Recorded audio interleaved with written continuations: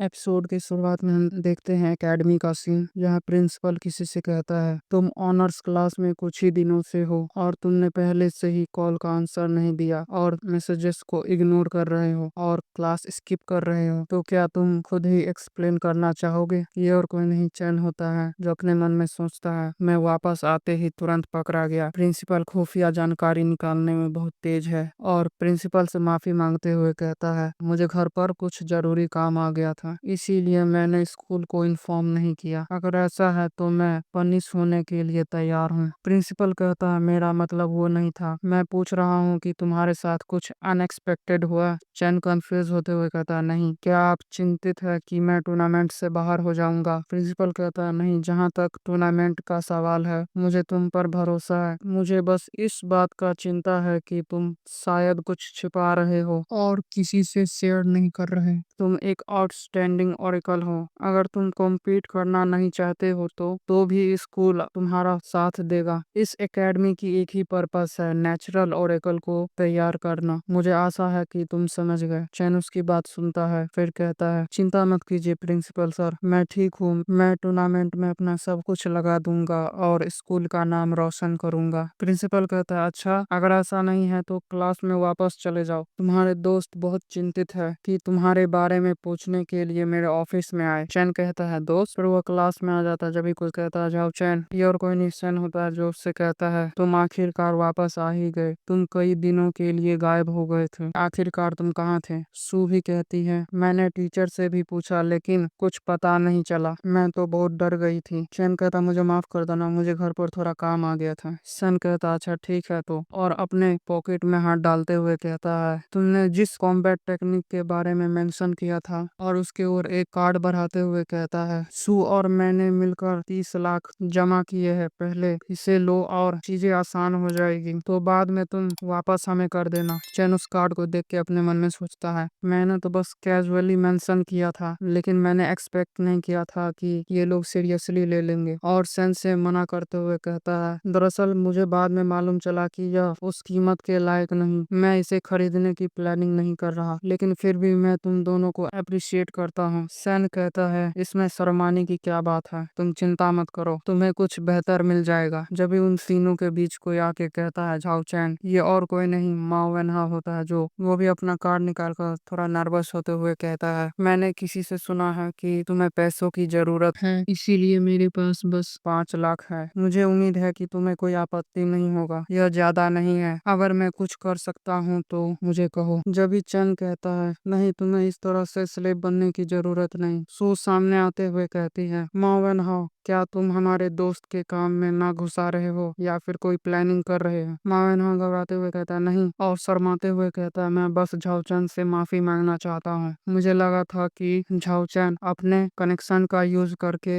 Elite class में आया, लेकिन बाद में मुझे टीचर जांग ने सब कुछ एक्सप्लेन किया, तो मैं अपनी गलतियों के लिए माफी मांगना चाहता हूँ। और तुमने हमारे बीच के अंतर को एहसास करवाया, तो क्या मैं तुम्हारा दोस्त बन सकता हूँ? ये सुन के सू चंद के कानों में धीरे से कहती है, वह सही कह रहा है, तुम उसे हराने वाले पहले व्यक्ति थे, क्या हम उसे शामिल कर लेना चाहिए? चंद कहता है, इसमें कोई आपत्ति नहीं। ये सुन के सू कहती है, तो ठीक है, अगर तुम्हें फोर्थ मेंबर बनना ठीक लगता है तो तुम आ सकते हो। माओ वेनहाउ कहता है, रैंकिंग इसमें मायने नहीं रखता। सन कहता है, अच्छा ठीक है, तो एक नए मेंबर को ऐड करने की खुशी में हम सेलिब्रेट करते हैं। जाओ माओ वेनहाउ, मेरे लिए पानी लेके आओ। माओ वेनहाउ कहता है, अगर किसी को पानी मिलेगा तो वो झाओ चैन को मिलेगा, और तुम पहले से ही हारे हुए अपोनेंट हो। सन चौंकते हुए कहता है, तुम अभी भी टीम में आए हो और तुम स्थिति बदल रहे हो। चैन इन लोगों को स्माइल करते हुए देख के अपने मन में सोचता है, ये अच्छे कंपेनियन है, मैं लकी हूँ कि मैं बच गया, वरना मैं कभी नहीं मिल पाता। सीन वहाँ से कट होता है, हम देखते हैं चैन को जो रनिंग कर रहा होता है और अपने मन में सोचता, ऑरेकल को लेवल अप करने के लिए सिंपल तरीका है, अपने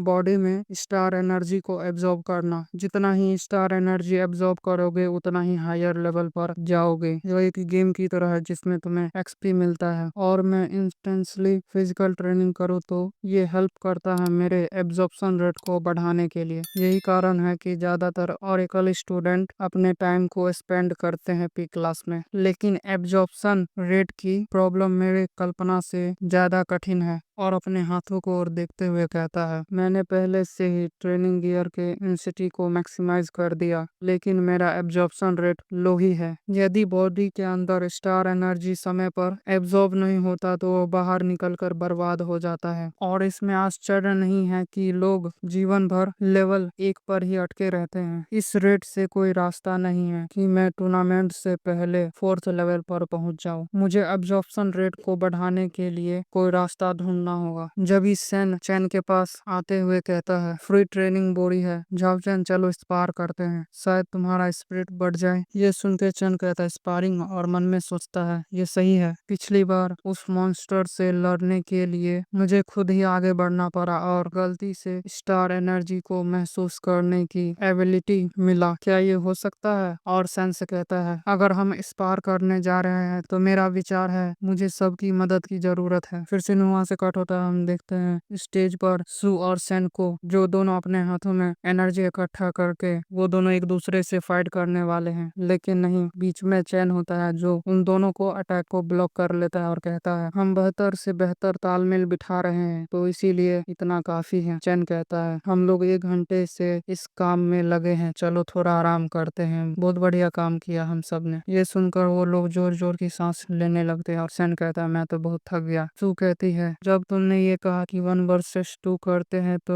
मुझे लगा तुम मजाक कर रहे हो, लेकिन तुम सीरियस थे। पहले तो हम तुम्हें छू भी नहीं सकते थे। जब सैन कहता है, लेकिन ये तरीका अमेजिंग है, जीत हार की चिंता किए बिना हम खुद को पूरी तरह से लड़ाई में झोंक सकते हैं। मैंने एक ऐसा कदम उठाया जिसे करने में पहले से किसी की हिम्मत नहीं थी। वेनहाउ, अब तुम्हारा नंबर है। वेनहाउ अपनी उंगली चटकाते हुए कहता है, मैं इंतजार नहीं कर सकता। फिर वहां से सीन कट हो जाता है। अब दिखाया नहीं जाता कि फाइट हुआ कि नहीं। फिर हम चैन को देखते हैं जो उन लोग को देखकर सोच रहा होता है, मुझे लगा था मैं सही हूँ। जब वे अपनी सब कुछ दांव पर लगाकर फाइट करते हैं तो उनकी एब्जॉर्प्शन रेट बढ़ जाती है। उसके स्ट्रॉन्ग फाउंडेशन के साथ और उनकी एब्जॉर्प्शन रेट में सुधार होने पर वे लोग तेजी से लेवल अप कर सकते हैं। और अपने हाथों की ओर देखते हुए कहता है, जबकि उसकी एब्जॉर्प्शन रेट ज्यादा है, शायद मैं उस टेस्ट मेथड को कर सकता हूँ। फिर वो आगे कहता है, ऑर्डिनरी लोगों के लिए उन्हें सेफ बनाने के लिए स्टैंडर्ड स्टार एनर्जी सप्लीमेंट को अधिक पतला किया जाता है, और तुम्हारा शरीर एवरेज और एब्जॉर्प्शन एफिशिएंसी पुअर है तो 1000 बोतल पी लेने से भी तुम्हारा एक भी लेवल अप नहीं होगा। लेकिन मैंने जो देखा है उसके अनुसार पावर बोरो करने के माध्यम से उधार ली गई स्टार एनर्जी किसी भी सप्लीमेंट से 100 गुना ज्यादा होता है। मेरे करंट स्ट्रेंथ के साथ इतना कुछ सीधा एब्जॉर्ब करने से मेरा शरीर फट जाएगा।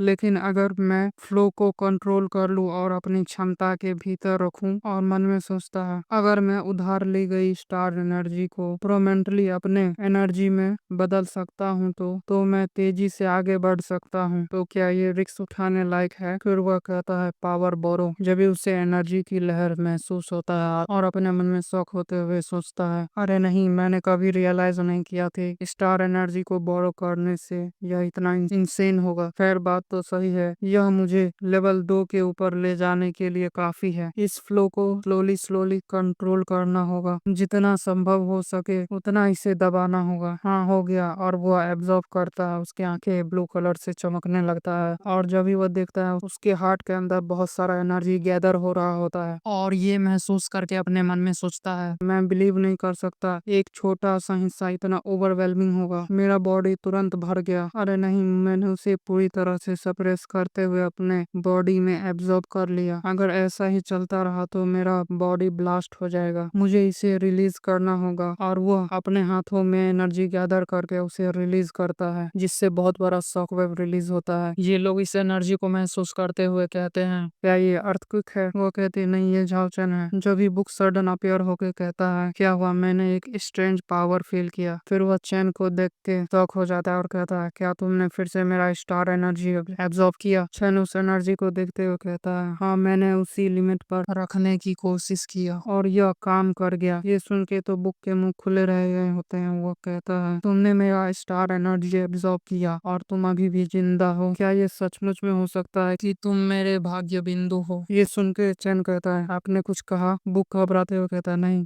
कुछ नहीं। जब तक तुम जीवित हो यह मायने नहीं रखता। जब इस टीचर जांग वहाँ घबराते हुए आता है और कहता है क्या हुआ, तुम लोग ठीक हो? सू कहती है हम ठीक है, ये झाओचन की वजह से हुआ। सन कहता है हम अभी अभी इस बार मैच करके रेस्ट कर रहे होते हैं। जब झाओचन को अचानक से कुछ हो जाता है और वो अपने अंदर से पावर अनलीश करने लगता है। ये सुनकर टीचर झांग अपने मन में सोचता है क्या इतना इंटेंस स्टार एनर्जी, क्या ये हो सकता है कि अभी जो हलचल मचा इसी के कारण हुआ? फिर माओ वैन हाउ से कहता है यहाँ पे डिटेक्टर मशीन लाओ। फिर वह चैन का उस डिटेक्टर मशीन में लेवल देखते हैं जो 3 होता है। ये देख के सभी चौंक जाते हैं और कहते हैं क्या तुमने देखा लेवल 3? और टीचर जांग वहाँ से भागते हुए कहता है ये हमारे स्कूल में इतने सालों से पहली बार लेवल 3 पर गया है, मुझे इसकी सूचना प्रिंसिपल को देना होगा। इधर सू को देखते हैं जो चैन से क्यूरियस होके पूछती है तुम लेवल अप कैसे कर लिए, क्या मुझे भी सिखाओगे? चैन उससे झूठ बोलता है कि बस ट्रेनिंग करो जैसे हम अभी कर रहे थे तो तुम भी जल्दी वहां पहुंच जाओगे।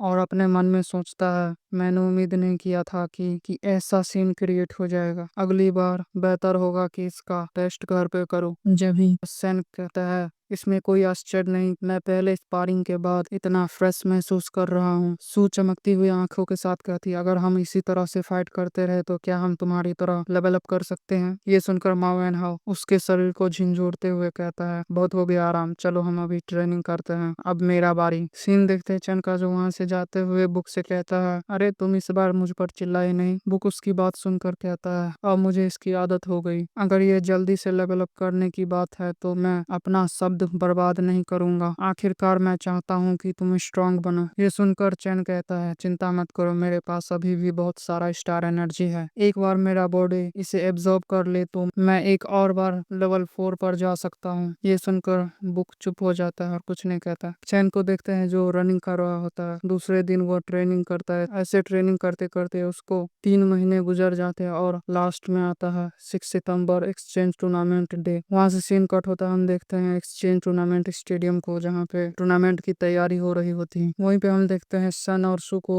जो वहाँ पे आए होते हैं। सू कहती है उस स्टेडियम को देख के मुझे यकीन नहीं हो रहा मैं एक्चुअली में इस स्टेज पे खड़ी हूँ, अगर मेरी मदर को पता चला तो शायद वो बहुत खुश हो जाएगी। पीछे से सन कहता है मैंने सुना है कि पिछले साल से ज्यादा स्टूडेंट इस साल पार्टिसिपेट करेंगे। वही हम देखते हैं चैन और माओ वैन हाउ को। माओ वैन हाउ कहता है चैन से क्या तुम रेडी हो मैच के लिए? लेवल 3 और लेवल 4 के बीच का अंतर कोई छोटा अंतर नहीं होता। ये बहुत बुरा हुआ, अगर हमारे पास और समय होता तो शायद हम कंधे से कंधे मिलाकर लड़ सकते। चैन कहता है चिंता मत करो, प्रिंसिपल ने कहा है कि सिर्फ पार्टिसिपेट करना मायने है, जीतना मायने नहीं रखता। अगर ये खतरनाक होगा तो मैं सरेंडर कर दूंगा। माओ वैन हाउ कहता है लेवल 3 और लेवल 4 के रेस्ट रूम अलग अलग है और हमें यहाँ अलग अलग काम करना होगा। सन कहता है अगर हम इसे जल्दी फिनिश कर ले तो हम तुम्हें चेयर करेंगे। चन कहता है मैं भी तुम्हारे लिए चेयरिंग करूंगा। और वो लोग वहां से चले जाते हैं। फिर बाय बाय करते हुए चन अपने मन में सोचता है फाइनली मैं यहाँ पे आ गया। और वो भी वहां से जाते हुए कहता है तो फिर मुझे भी तैयार हो जाना चाहिए। फिर हम देखते हैं वीआईपी रूम का सीन जहाँ प्रिंसिपल और टीचर जहाँ होते हैं। जहाँ प्रिंसिपल कहता है ये मेरा पहली बार है कि मैं वीआईपी सेक्शन में आया हूँ। टीचर जहाँ कहता है हमारे स्कूल ने पहली बार लेवल 2 के टूर्नामेंट में हिस्सा लिया था, हमें ऐसा ट्रीटमेंट कभी नहीं मिला। जब भी वहाँ पे एक आदमी आते हुए कहता है ओल्ड हु, उसे देखकर प्रिंसिपल खुश होते हुए कहते हैं ओल्ड वांग, और दोनों मिलकर हैंडशेक करते हैं। इस आदमी का नाम हमें बताया जाता है राइट ओरेकल एकेडमी का प्रिंसिपल है हु वही। प्रिंसिपल वांग कहता है कॉन्ग्रेचुलेशन, मैंने एक्सपेक्ट नहीं किया था कि तुम इतने कम समय में लेवल 3 और लेवल 4 तक पहुंच जाओगे। अपना प्रिंसिपल कहता है ये तो हमारे स्टूडेंट का एफर्ट है, मैं तो बस उनके जरूरतों को पूरा करने की कोशिश करता हूँ। और आगे कहता है ओल्ड वांग तुम्हारा थैंक यू, तुमने मुझे समय पर बताया कि टूर्नामेंट का रूल चेंज हो गया। प्रिंसिपल वांग फाइटिंग एरिना देखते हुए कहते हैं इस नए फॉर्मेट के साथ सेंट्रल गवर्नमेंट प्लान कर रही है कि स्कूल के सब्सिडीज को इंक्रीज करना। इस सब्सिडी को लेने के लिए कंपटीशन डेफिनेटली हार्ड होगा। अपना प्रिंसिपल कहता है तुमने सही कहा। जब भी पीछे से कोई आते हुए कहता है कितना शोर हो रहा है, और प्रिंसिपल को देख के कहता है ओ ये तो पहली बार हो गया कोई गवार आ गया यहाँ पे। प्रिंसिपल गुस्सा होते हुए कहता है ओए तूने क्या कहा? प्रिंसिपल वांग उसे रोकते हुए कहते हैं शांत हो जाओ, ये उस स्कूल के प्रिंसिपल है जिसने पिछले टूर्नामेंट जीता था, तुम झगड़ा मत करो, यही सबसे अच्छा होगा। प्रिंसिपल कहता है ये तो पहले की बात है, अभी तो टूर्नामेंट शुरू भी नहीं हुआ, कौन जीतेगा और कौन हारेगा ये तो वक्त ही बताएगा। लीक वो कहता है, जैसा कि मैंने सोचा था, कुत्ता जितना घमंडी होगा उतना ही जोर से भौंकेगा। इस स्टेज पर तुम्हारा आखिरी समय है, अगर तुम इसे अपने यादों में नहीं रखोगे तो तुम्हें यह मौका दोबारा नहीं मिलेगा। और वो वहां से चला जाता है। फिर हम जब भी देखते हैं प्रिंसिपल को, जो अपने सोफे पे जाके बैठ जाता है। टीचर जांग उसके कानों में धीरे से कहता है, प्रिंसिपल, ये हमारा पहली बार है कि हम हाई लेवल मैच में आए हैं। क्या आपको लगता है कि बच्चे ठीक रहेंगे? प्रिंसिपल कहता है, टीचर जांग, तुम हमारे स्टूडेंट के बारे में क्या सोचते हो? टीचर जांग कहता है, मुझे लगता है कि वह अमेजिंग है, खासकर झाओ चैन। उसका टैलेंट उन जैसे सो कॉल्ड जीनियस स्कूलों के स्टूडेंट जैसा नहीं है जो ड्रग पर निर्भर करते हैं। प्रिंसिपल कहता है, एग्जैक्टली, हम बस इतना कर सकते हैं कि हम उस पर बिलीव कर सकते हैं। सीन कट होता है स्टेडियम में। हम देखते हैं उसी लड़की को, उसका नाम नहीं याद आ रहा मुझे, जो अपने मन में सोचती है, मैं पहली बार इस जगह पर आई हूँ, मैं नर्वस हूँ, मुझे चिंता हो रही है कि झाओ चैन क्या कर रहा होगा। और जब मैंने पहली बार सुना कि झाओ चैन टूर्नामेंट में जाने वाला है तो मुझे विश्वास नहीं हुआ। फिर हम देखते हैं एक हफ्ते का सीन, जहाँ जहाँ स्कूल में वही लड़की एक बॉक्स को लेके जा रही होती है और अपने मन में सोचती है, मैंने झाओ चैन को तब से नहीं देखा जब से वह स्पेशल क्लास में गया है। मुझे पता नहीं कि वह क्या कर रहा है, लेकिन अब वह स्कूल का स्टार है, यहाँ तक कि लेवल 4 के मैच में भी हमारे स्कूल को रिप्रेजेंट कर रहा है। अब वह शायद रेगुलर क्लास के किसी स्टूडेंट से बात नहीं करना चाहता। जब भी वो सीढ़ी चढ़ रही होती है और उसका पैर सीढ़ी में अटक जाता है, वह गिरने वाली होती है, जब ही झाओ चैन उसे संभाल लेता है और उसे कहता है, क्लास रिप्रेजेंटेटिव, क्या तुम ठीक हो? वो कहती है, झाओ चैन, तुम यहाँ मेरी हेल्प करने के लिए तुम्हारा थैंक यू, लेकिन तुम यहाँ क्या कर रहे हो? झाओ चैन कहता है, बस मैं यहाँ से गुजर रहा था और मैंने तुम्हें देखा, इसीलिए मैं तुम्हें हेलो बोलने के लिए आया। वह नर्वस होते हुए कहती है, मैंने सोचा था कि जब तुम एक बार स्पेशल क्लास में चले जाओगे तो तुम मेरे साथ दोस्ती नहीं करोगे। चैन हंसते हुए कहता है, तुम किस बारे में बात कर रही हो? दोस्त तो दोस्त ही होते हैं, स्टेटस इसमें कोई मायने नहीं रखता। और प्रेजेंट में ये सोचकर अपने मन में सोचती है, मुझे पता था झाओ चैन अभी वही झाओ चैन है, वह जरा सा भी नहीं बदला, वो डेफिनेटली सफल होगा। जब ये अनाउंसर कहता है, कॉन्टेस्टेंट स्टेज पर आए, ये सुनते ही वह देखती है स्टेज पर और कोई नहीं, झाओ चैन होता है जो स्टेज पर आया होता है बुक के साथ।